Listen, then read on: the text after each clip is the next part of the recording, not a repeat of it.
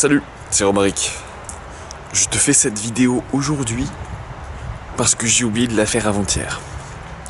Avant-hier, c'était mon 4e mois anniversaire de voyage. Et j'en suis toujours à compter les mois, mais pas les jours, comme tu le constates. Je pense que c'est ça, le principal changement qui s'est opéré ces dernières semaines. C'est que je crois que j'ai pris une certaine aisance avec le voyage. Je me suis bien trouvé. Je sais que la créativité c'est très important et du coup je suis vachement moins angoissé par les jours qui passent. Pendant ce mois, j'ai passé presque un peu plus de 2 semaines en vacances, c'est-à-dire sans travailler comme développeur. Et alors j'ai remarqué que effectivement il se passe beaucoup plus de choses quand tu travailles pas. Déjà parce que tu te mets pas la pression pour être disponible à telle ou telle heure, et aussi parce qu'en fait tu vas faire face à un grand vide de comment occuper ton temps. Et si tu restes à rien faire, le malaise apparaît et c'est pas ce qu'on veut. Alors que faire dans ce cas-là? Eh ben, il faut se trouver des prétextes pour bouger, des prétextes pour faire des choses. Il faut identifier ce que tu aimes faire et les choses sur lesquelles tu aimerais passer du temps. Je crois que j'avais déjà compris ça, mais la différence majeure, c'est que maintenant j'ai plus envie de diriger d'occuper mon temps, mais pour des choses qui dépendent pas des autres. C'est-à-dire des choses qui participent à mon développement, mais et pas faire que du soutien aux autres, pas vivre par procuration, on va dire. Je pense que j'étais déjà un peu dans ce mécanisme de faire les choses pas pour moi vraiment, mais si tu veux pour me grandir, pour m'alourdir en termes de connaissances, en termes de toute forme de richesse sans les conserver, hein. L'énergie il faut la faire circuler, donc pas l'accumuler, mais voilà. La différence majeure, c'est que j'ai trouvé un intérêt même à long terme pour la créativité, pour m'occuper. En fait, j'ai trouvé des moyens sans fin d'occuper mon temps, et j'ai aussi trouvé et c'est complètement lié, c'est même le niveau, si on généralise cette envie de créer, j'ai trouvé des choses, des centres d'intérêt, suffisamment de centres d'intérêt pour ne plus me poser des questions en permanence, ne plus faire face tout le temps au malaise. Et donc ça peut prendre plusieurs formes, c'est se lancer des défis. En fait, j'ai rencontré pas mal de gens ces dernières semaines, même le mois d'avant, qui en fait se trouvent des petits trucs marrants. Ils font des trucs que personne n'a jamais fait en voyageant, et bim, leur voyage prend un sens nouveau, ça leur crée des occasions, des opportunités. Donc je vais te donner des exemples. Il y a ceux qui font les voyages en vélo, il y a ceux qui font les voyages en stop. Et là, par exemple, dans l'hostel où j'étais, il y avait 2 Néerlandais qui faisaient un voyage en Vespa. Mais c'était pas leur premier voyage, hein. Et ils faisaient, Berlin jusqu'au Sri Lanka, en passant par des pays mystérieux comme le Pakistan. Et du coup, ça devient leur identité, c'est-à-dire qu'ils deviennent un peu cette activité. Ils sont connus, on s'adresse à eux parce que c'est les mecs qui ont des Vespa, tu vois. Et en fait, on peut se dire c'est un peu une idée de merde. Enfin, je dis ça parce que finalement c'est juste un prétexte, tu vois. C'est pas quelque chose de grand, c'est pas quelque chose qui va changer le monde. Mais pour eux, comme ils développent cette identité, cette image de marque, déjà ça peut devenir peut-être une source de revenus pour le futur, tu vois. Ça peut faire du branding, je sais pas comment dire. Bref, mais surtout les gens vont venir à eux, c'est intéressant, c'est curieux, et j'ai remarqué ça avec ma créativité, et ça me rassure, ça me confirme dans le fait que je peux aller dans cette direction. C'est que quand moi je me mets à dessiner dans un endroit public, un lobby d'hostel, une terrasse, un café, un parc, quand il fait beau, parce que aujourd'hui c'était pas la joie. Oh, t'as vu ces beaux bâtiments soviétique. Quelle grâce. Et ben quand je suis en train de dessiner, quand je suis en train d'écrire, des fois il y a des gens qui viennent me parler et qui me parlent de créativité, de leur créativité, de la mienne. On échange, on se nourrit sur des sujets qui nous intéressent mutuellement. Donc en fait, l'intérêt de montrer ce qu'on fait, de montrer ce qu'on aime, c'est que on va créer des prétextes pour la communication. Et ça peut être aussi des prétextes pour bouger, des prétextes pour le voyage. En fait, c'est tous des prétextes pour pas ressentir le malaise. Et quand je parle du voyage, j'ai par exemple eu cette idée, je cherchais un peu mes futures destinations.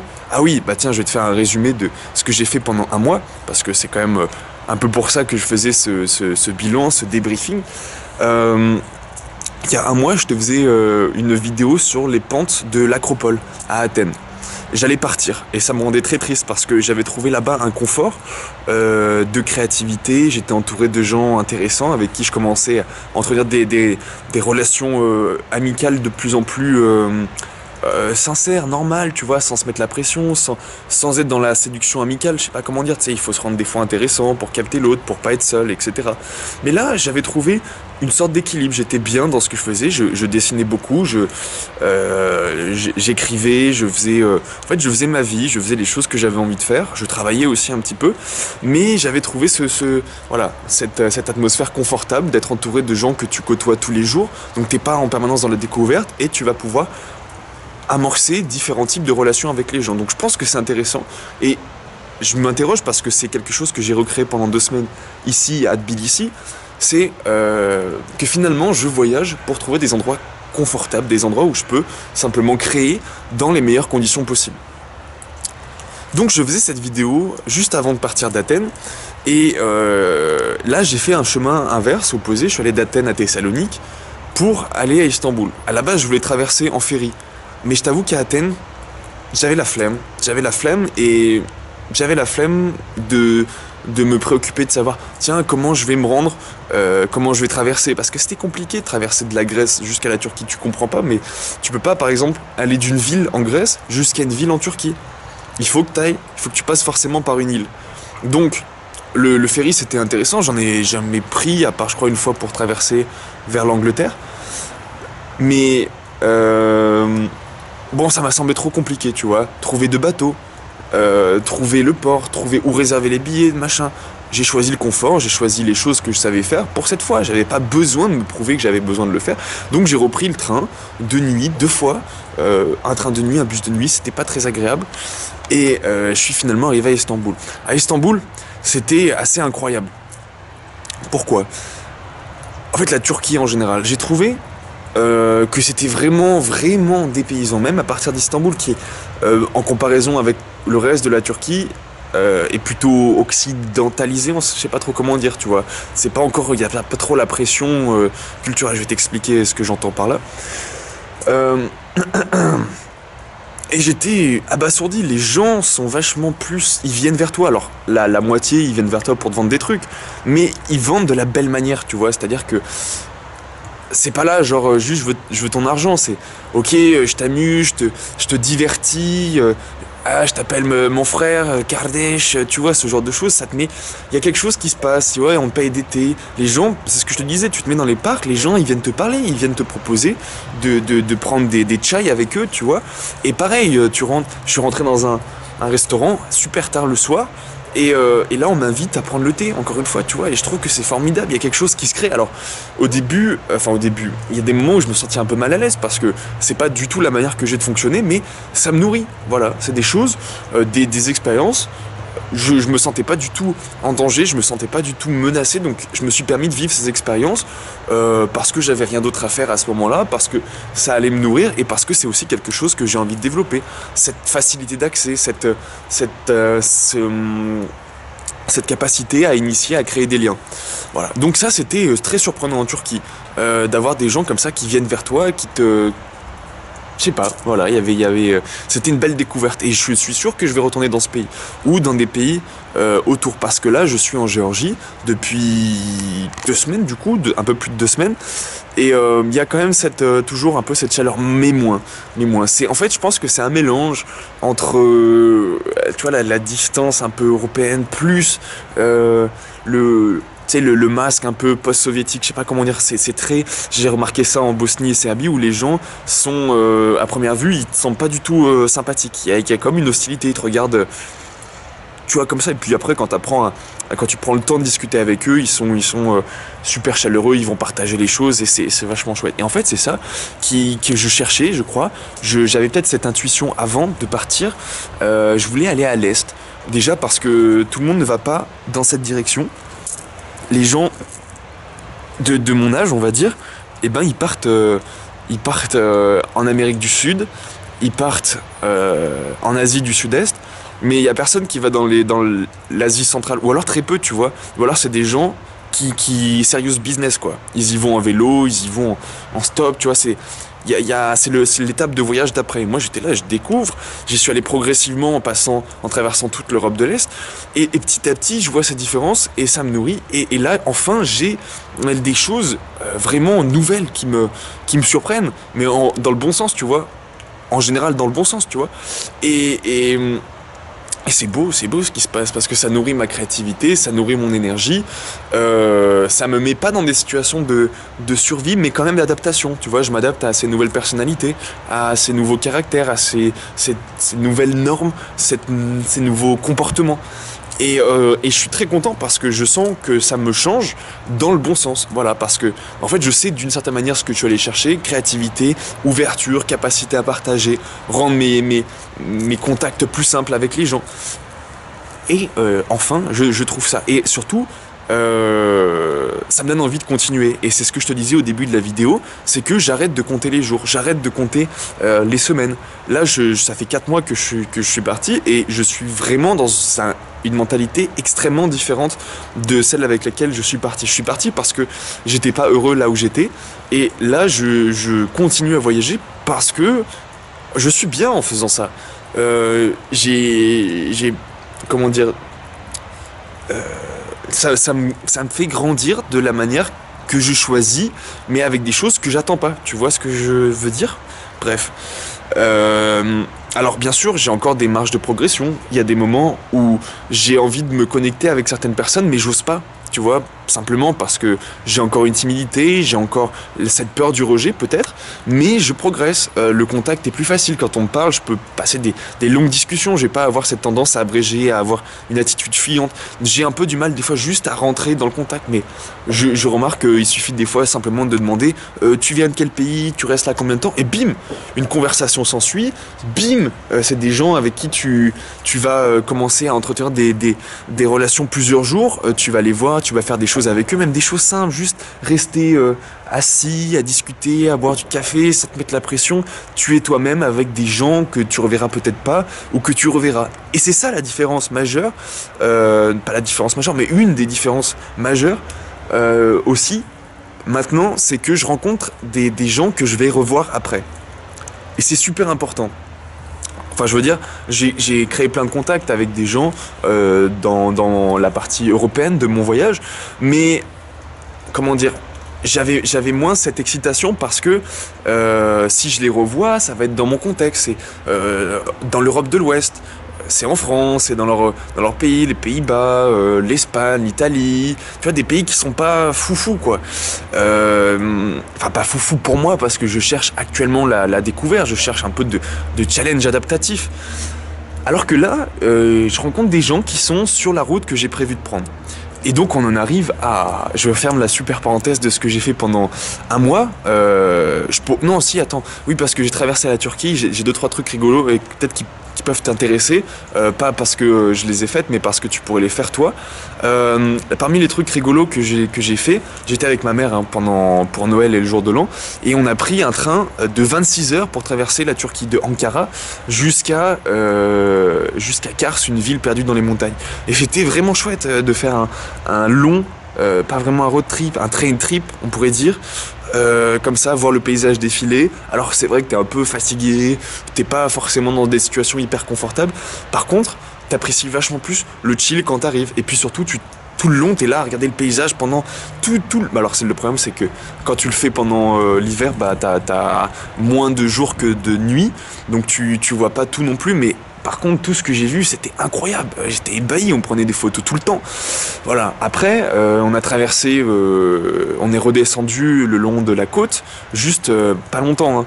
On est passé en Géorgie, dans deux villes, Batumi, la station balnéaire préférée des Géorgiens, avec ses immeubles modernes et son allée des Anglais, non, comment ça s'appelle à Nice, bref, la promenade des Anglais. Et un truc immense, très très moderne. Bon, faut aimer, moi pas trop. Après, on est dans une autre ville, une troisième plus grande ville, mais ça fait toujours village. C'est un truc de fou. Là, tu sens vraiment le côté soviétique. J'ai retrouvé un peu ce que j'ai vu quand tu sors de Sofia en Bulgarie. Là, tu arrives dans des villes qui sont deuxième, comment dire, je sais pas comment expliquer, mais de seconde zone. Et là, t'as les bâtiments gris, t'as les tuyaux qui sortent de partout, les gens sont dans la débrouille, t'as des marches à la zeub, il se passe des trucs que t'imagines pas, genre des gens qui amènent les trucs qu'ils veulent vendre sur le marché, des mandarines, là surtout on a vu ça, et ils les mettent dans les trains et ils les emmènent. Et c'est naturel, ils vendent des trucs dans le train. C'est pas l'équipe restauration, c'est des gens normaux comme toi et moi qui, par exemple, t'as un pommier dans ton jardin, ça te viendrait pas à l'idée de rentrer dans le TER avec 3 cagettes ou 5 sacs remplis de pommes et de passer dans les allées et dire tiens, tu veux acheter des pommes? Non, bah là si. Mais c'est génial comme idée, tu vois. Donc des petits trucs comme ça qui nourrissent, c'est rigolo. Et ça commence à être de plus en plus fréquent, fréquent. Si je compare par rapport à la France, mais si je compare par rapport au trajet que j'ai suivi, où je suis allé plutôt lentement, sauf en Turquie, où j'ai un peu abrégé. C'est pour ça que je suis sûr que je vais y retourner, notamment sur la côte sud, dont on m'a dit des bonnes nouvelles, et que j'ai pas eu le temps de voir, et puis c'était pas forcément la saison. Mais comme je prends mon temps, je suis dépaysé progressivement. J'ai pas de grands chocs. Et c'est pas du tout ce que je cherche, les grands chocs. Non, moi je préfère y aller tout doucement. Je suis contre les changements en souffrance. Faut y aller doucement, s'adapter, voir comment on réagit. Est-ce que c'est bien la route que je choisis ou pas? Parce que la route que j'ai prise, que j'ai empruntée pendant ces 4 mois, elle a complètement changé. Normalement, si je suis mon plan initial, en janvier, là, je devrais être en Albanie. Je devais peut-être arriver en Grèce, je voulais passer l'hiver en Grèce. Mais la Grèce, c'était il y a un mois, je suis rentré en Grèce il y a 2 mois. Presque 2 mois. Oui, si, 2 mois. Bref. Donc voilà, faut rester adaptatif, faut voir ce que tu cherches. Et c'est ça, je trouve ce que j'ai envie de faire.